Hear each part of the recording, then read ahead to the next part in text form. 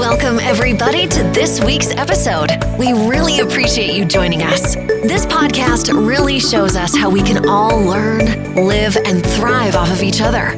By sharing our knowledge through our conversations, we will impart some knowledge whilst learning ourselves how to progress even further. Here is your host.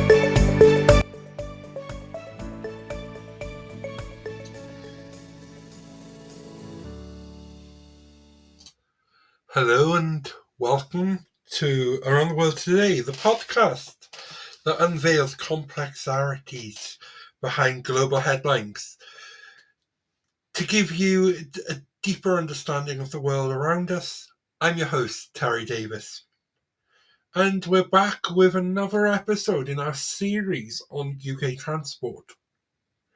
Today we are focusing on Cardiff Airport, a unique case in the UK due to its ownership by the Welsh Government. We dive into the history of the airport, explore its current role in the region, and compare it to other state-owned airports both in the UK and around the world. What does government ownership mean for an airport's growth, success, and broader impact on the economy? Let's find out.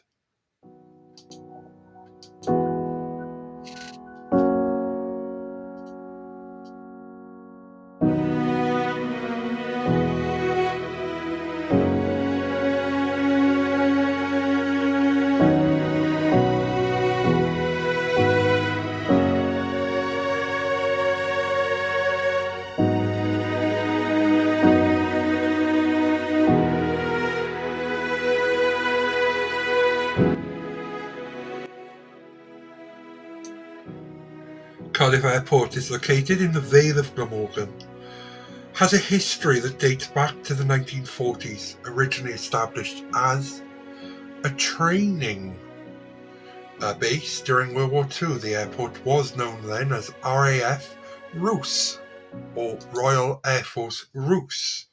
After the war, it transitioned into a civilian airport, officially opening to the public in 1952. Over the decades, Cardiff Airport saw periods of growth, practically during the 60s and 70s as commercial air travel expanded.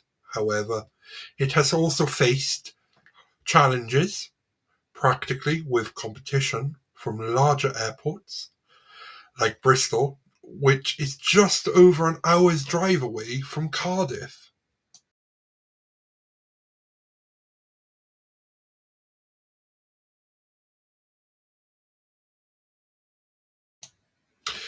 In 2013, the Welsh Government made a bold move by purchasing the airport for £52 million. That's £52 million. The reasoning behind this was that the Welsh Government believed, and so did most of the Welsh people, that the current owners, who are now the Spanish government, quite funny enough, weren't investing money into the airport. So, yeah. And this is why this has happened. The decision was driven by the belief that the airport was a vital asset for Wales, essential for connecting the region with the rest of the UK, the world. Since then, the government has invested heavily in improving the airport's facilities and services, aiming to increase passenger numbers and attract new airlines. But the journey hasn't been without its bumps. The airport has struggled with fluctuating passenger numbers, and like many other, it was hit hard by the COVID-19 pandemic.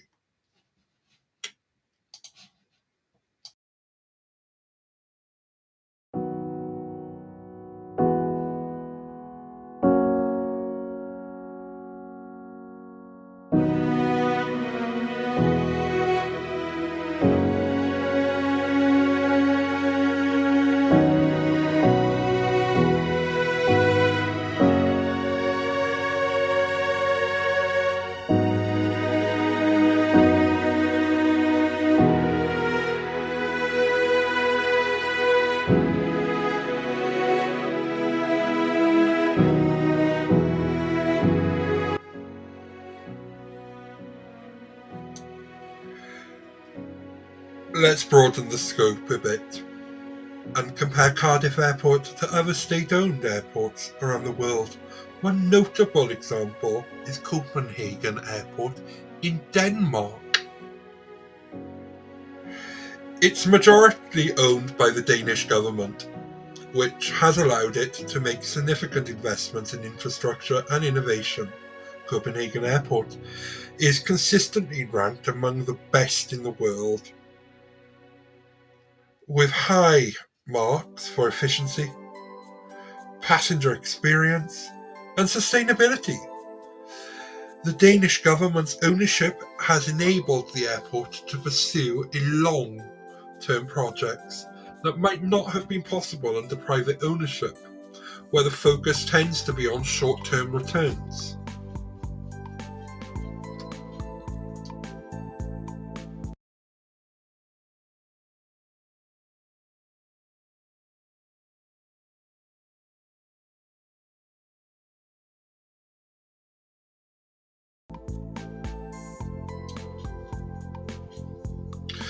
Another interesting comparison is Changi Airport in Singapore. Although it's not entirely government-owned, the Singapore government holds significant stake in Changi Airport Group. Changi is frequently rated as the best airport globally, known for its cutting-edge facilities, exceptional service, and innovative use of technology.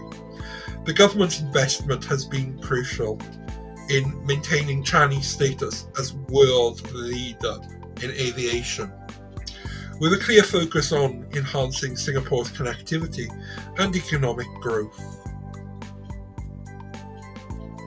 In the UK, Glasgow's Prestwick Airport offers another point of comparison. Like Cardiff, it's owned by the Scottish Government. I think it's now time that we talk about the Scottish Government, the Welsh Government. Again, this relates back to devolution. That's devolution. And the devolved governments own these airports. Now, this isn't new, because, you have Manchester Airport Group that's owned by the local authorities of Manchester with private enterprise. Not actually owned by UK government, but it's owned by that. In the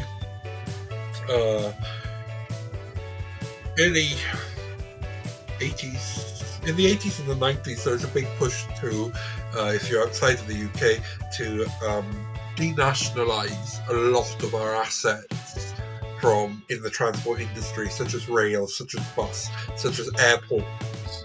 And even our flag carrier, British Airways, is no longer owned by the state. It's no longer really a state-owned entity. It's actually owned by a company that owns both the British carrier and the Spanish carrier, Iberia.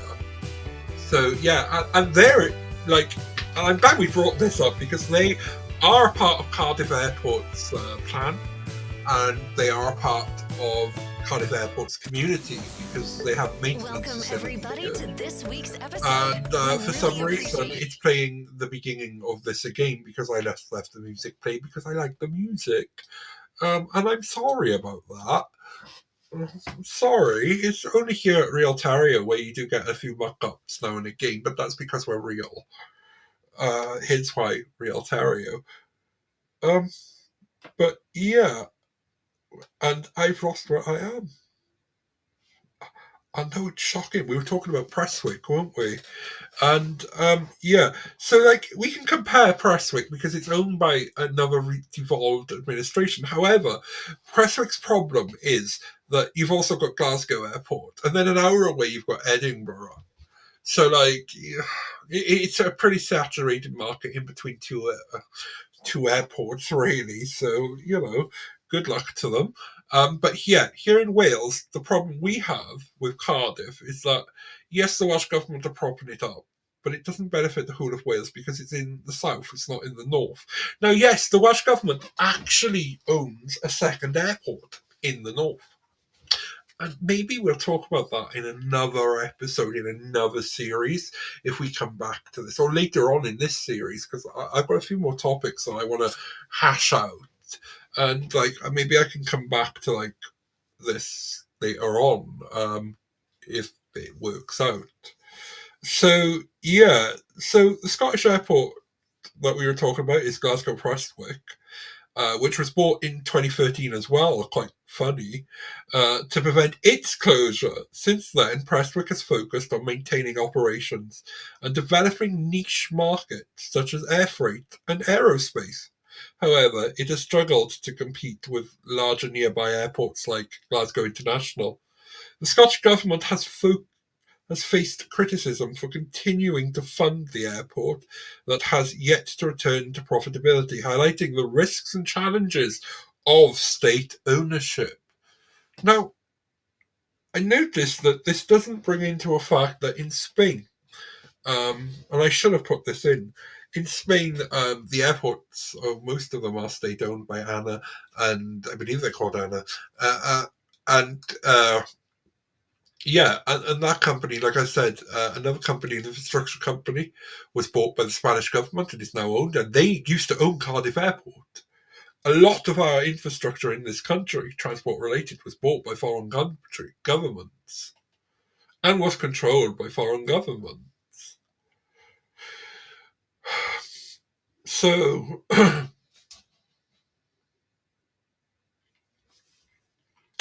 what does all this mean for Cardiff Airport?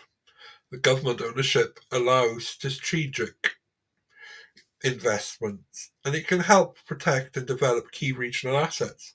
However, it also brings challenges, such as the need to justify continued public spending and the difficulty of competing with larger privately owned airports that have more flexibility and resources. See, one of the problems here in Wales is that they haven't devolved air passenger duty to the Welsh Government. So when it comes to taxes, it's the Westminster government. And if they devolve it, it could affect Bristol Airport. So no UK government. And I believe Bristol Airport is in a swing constituency, and it provides a lot of jobs to the area through the supply chain, just like Cardiff Airport does. People who talk about Cardiff Airport being owned by the Welsh Government, I'm sure that some stuff, again, I've been following groups in this because these are topics that I enjoy in life, and they're topics that interest me. So I do follow aviation groups, and I do follow transport groups in general. And a lot of the people who comment on Cardiff Airport's group, it's like, why the government owning it? I'm sure that they feel that the government minister responsible for transport it is sat in the airport checking you in. When they've got a problem, it's their fault. It's the Welsh Government's fault. I'm sure they think the First Minister is there, and she's sitting there checking people in for flights. People just don't get that. Yeah, it's owned by the Welsh Government, but there's an arm's length organisation. There is a CEO, there is a chairman of the board who run the day-to-day operations of the airport. There's an airport duty operations director. There are directors of a company, just like if it was a major bus operator or any kind of company that has a directors and operational control. We are just the government is just the shareholders.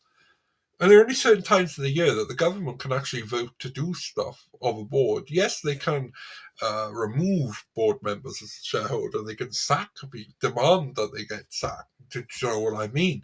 But there is a process to go through to do things like this. The government are just shareholders in this airport. Looking forward, Cardiff Airport faces a crucial juncture. The Welsh Government have expressed a commitment to supporting the airport, recognising its importance to the Welsh economy. There are plans to further enhance the airport's facilities, improve routes, and attract more airlines. Success will depend on Cardiff Airport's ability to adapt to a challenging and changing market conditions. that continue to attract passengers and demonstrate the value of government ownership.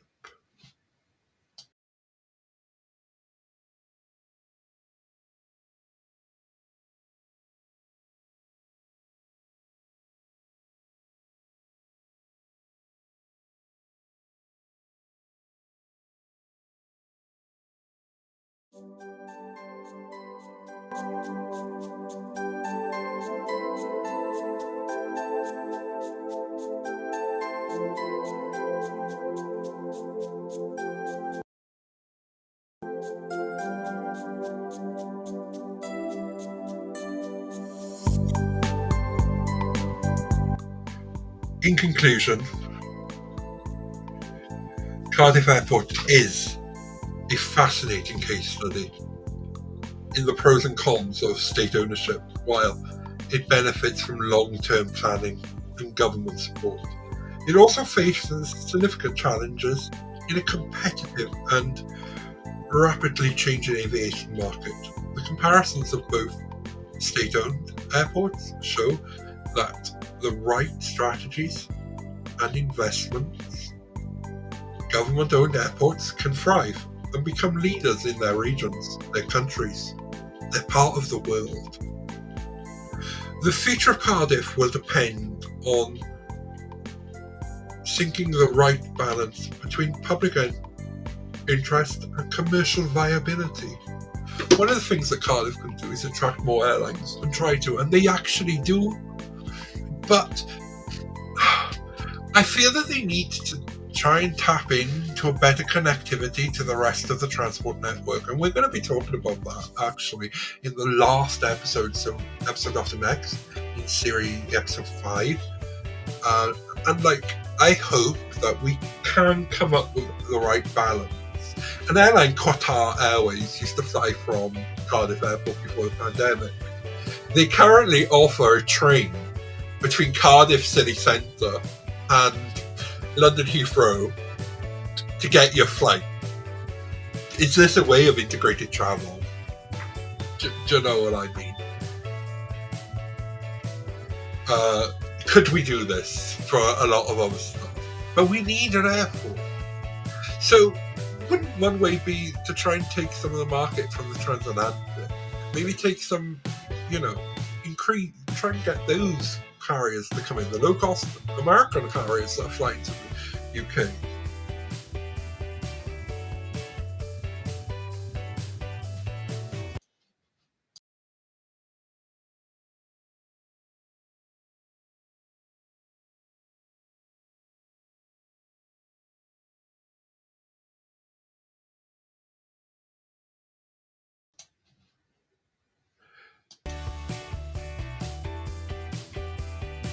Thank you for joining me on this episode of Around the World Today.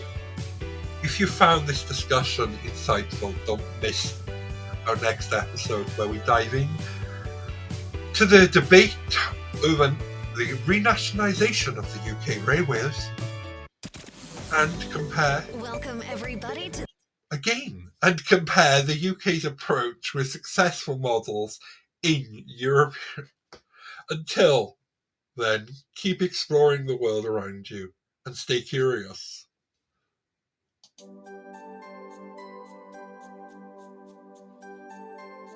This is Terry Davis signing off. Take care and see you next time.